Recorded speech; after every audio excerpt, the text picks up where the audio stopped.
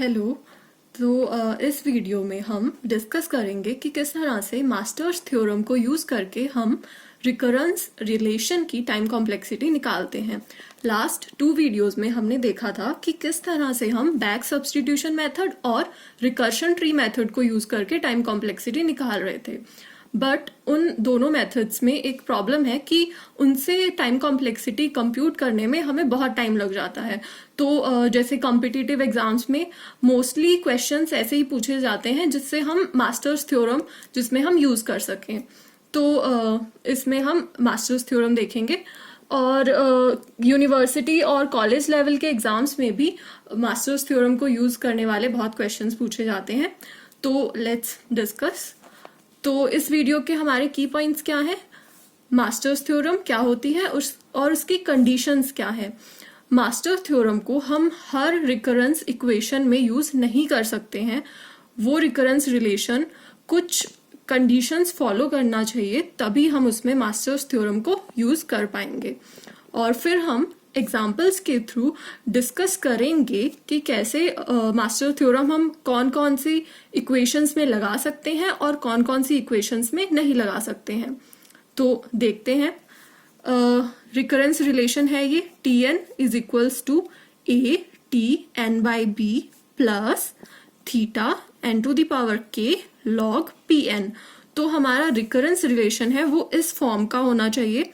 Recurrence relation क्या होता है ये हमने पहले एक वीडियो में डिस्कस किया था, उसका लिंक मैं डिस्क्रिप्शन में डाल दूंगी, आप वहां से देख सकते हैं।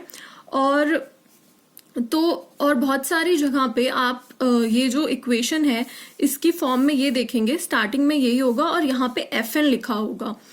तो और उसमें बाद में Fn की जगह पे ये वाली वैल्यू पुट की होगी। बट अगर आप इस तरह से ही इसको याद कर लें तो आपके लिए क्वेश्चंस को सॉल्व करना और इजी हो जाता है और मिस्टेक होने के चांस कम होते हैं। तो ये हमारी इक्वेशन है, इस फॉर्म में ही होनी चाहिए हमारी इक्वेशन। और ये वाली जो कंडीशंस हैं वो मेट करनी चाहिए। a is greater than equals to 1, b is greater than 1 और k should be greater than equals to 0 and p can be a real number. तो p की वैल्यू कुछ भी हो सकती है। और ये कंडीशंस का कोई ना कोई रीजन है।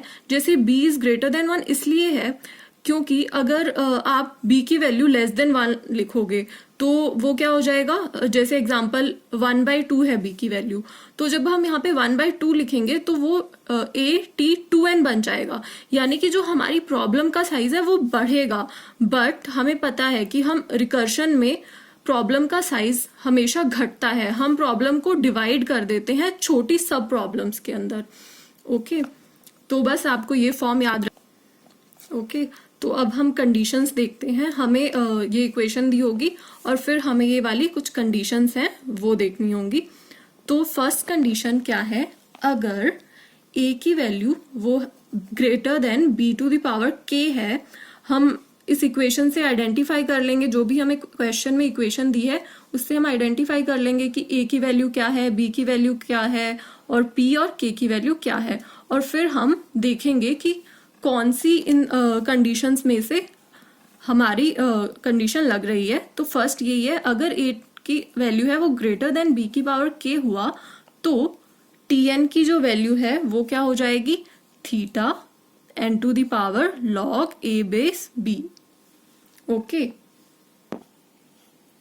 और सेकेंड कंडीशन है अगर a is equals to b की पावर k, तो उस कंडीशन में हम p की वैल्यूज को भी देखेंगे कि p की वैल्यू अगर ग्रेटर देन -1 है या p की वैल्यू इक्वल्स टू -1 है या p की वैल्यू लेस देन -1 है, तो उस हिसाब से हमारा जो टाइम कॉम्प्लेक्सिटी है उनकी वैल्यूज आएंगी। ओके, और फिर थर्ड कंडीशन क्या है, if a is less than b to the power k, तो उसमें भी हमने 2 और कंडीशन लगाई हैं p को लेके, p की value greater than equals to 0 या p की वैल्यू लेस देन 0। तो उसमें भी हमारे इस तरह से टाइम कॉम्प्लेक्सिटी आती है, थीटा n की पावर k log pn और बिग O n की पावर k। तो ये वाली कंडीशंस आपको अच्छे से याद कर लेनी है, क्योंकि अगर ये कंडीशन एकदम एक्यूरेट याद होंगी तो आप सारे क्वेश्चंस इजीली कर सकते हैं। तो अब हम कुछ एग्जांपल्स देख लेते हैं जिससे हमें मास्टर्स थ्योरम का कंसेप्ट क्लियर हो जाएगा। तो मान लो हमें ये वाला रिकरेंस रिलेशन गिवन है, तो अब हमें कहाँ से स्टार्टिंग करनी है?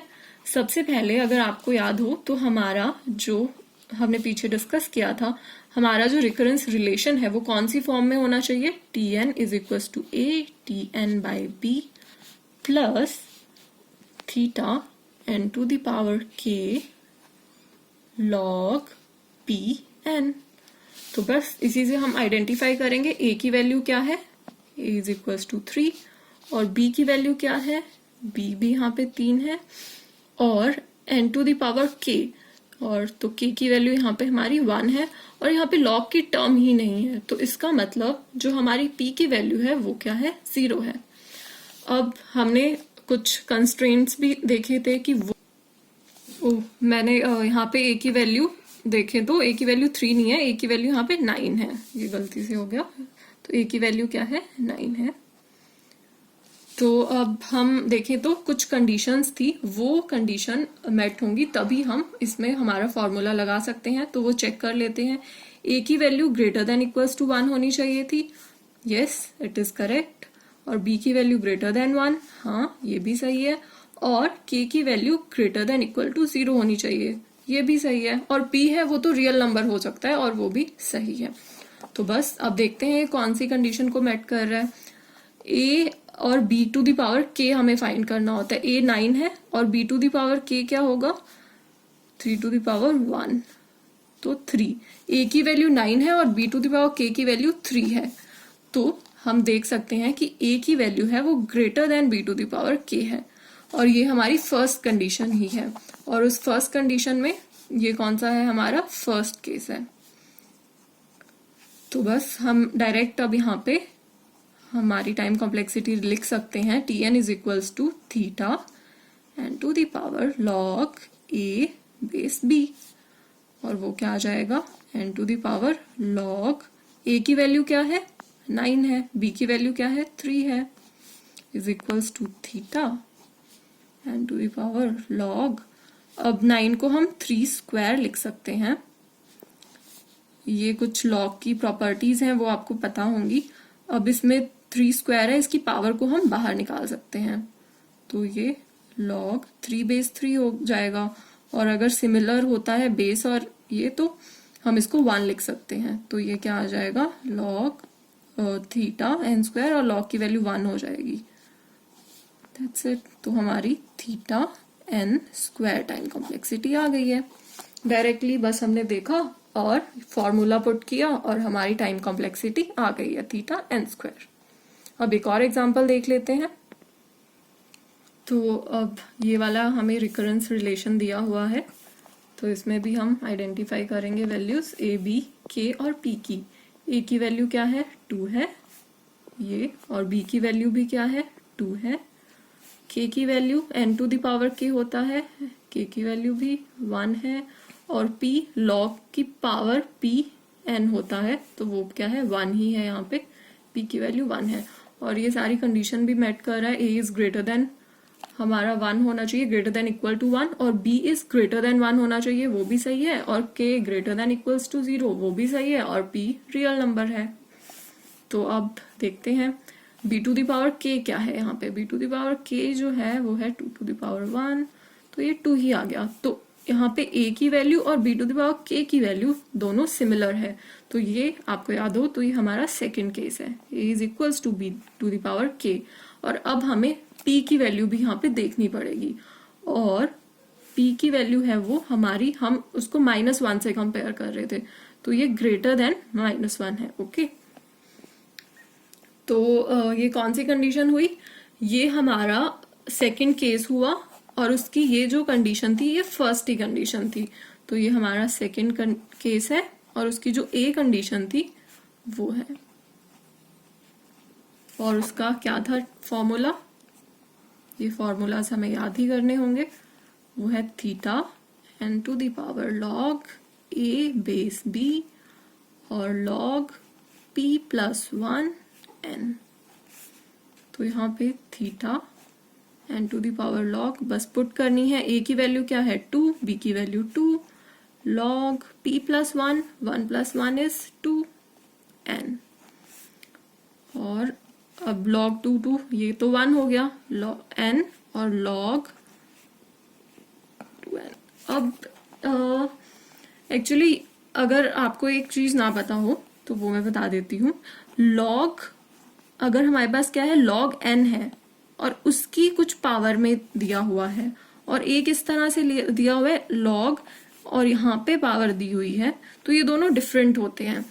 ये जो है ये तो होगा log n into log n, और ये जो होता है वो होता है log n। तो यहाँ पे ये log n है, तो हमारा ये क्या आ गई value, theta n log n।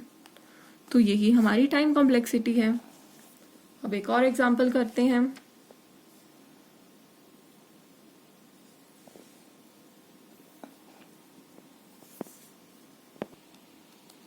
तो नेक्स्ट एग्जांपल मान लो ये दिया हुआ है अगर हमें, तो बस हम फटाफट से a की वैल्यू 7 है, b की वैल्यू 3 है, k की वैल्यू यहाँ पे 2 है और log की टर्म नहीं है तो p की वैल्यू तो 0 ही है। और यहाँ पे भी हम b to the power k निकाल लेते हैं, वो क्या होगा, b इज 3 स्क्वायर, तो क्या आ गया 9।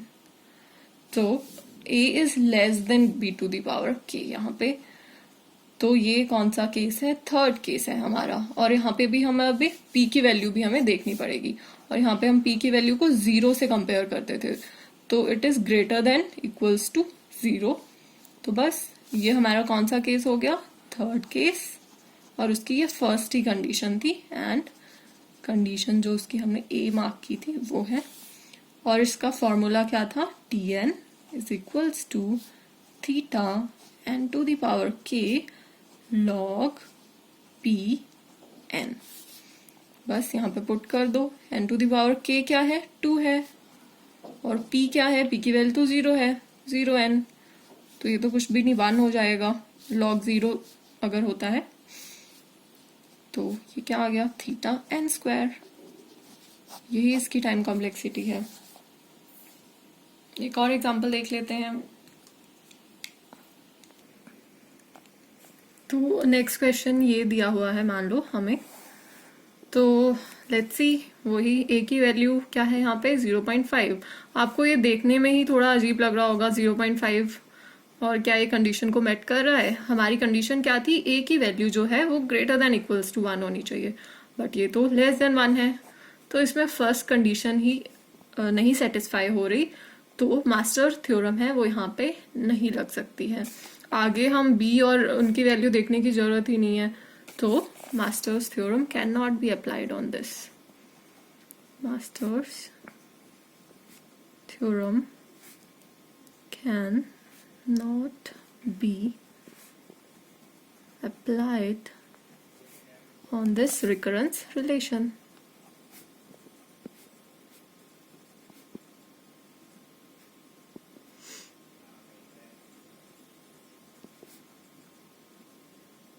ओके, अब एक और एग्जांपल देख लेते हैं।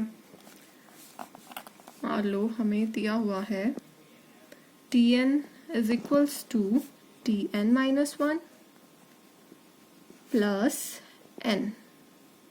ओके, तो यहाँ पे हमारी a की वैल्यू क्या है, 1 है, a is greater than equals to 1, yes ये सेटिस्फाई हो रही है कंडीशन। और b की वैल्यू हमारी क्या है, यहाँ पे 1 है, तो कंडीशन क्या थी, b इज ग्रेटर देन 1, तो ये कंडीशन सेटिस्फाई नहीं हो रही है, तो we can't solve this algo also. This algo using recurrence, using Master's theorem. Okay. तो इस तरह से हमने कुछ एग्जांपल्स देख लिए जहाँ पे हमने इजीली मास्टर्स थ्योरम लगाई, और कुछ एग्जांपल जहाँ पे हम नहीं लगा सकते हैं मास्टर्स थ्योरम।